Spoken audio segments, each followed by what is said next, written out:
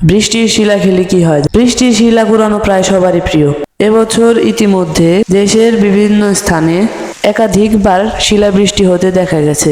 আর প্রকৃতি প্রেমীদের কাছে বৃষ্টি সবসময় আনন্দের। তীব্র তাপপ্রবাহের পর বৃষ্টি তো পরম স্বস্তির।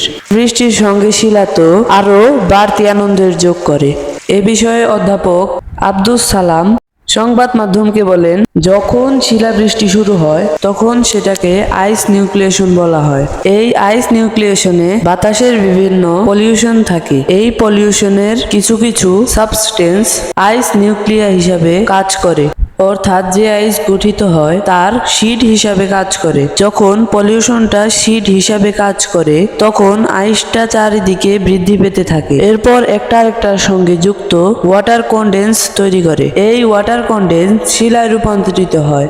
শিলাটা যখন বাতাসে হালকা থাকে তখন ভেসে থাকে, আর যখন এটি ভারী হয় তখন ভূপৃষ্ঠে চলে আসে। তিনি আরো বলেন, মানুষ যদি এটা খায় তাহলে এর মধ্যে থাকা পলিউশন শরীরে প্রবেশ করে।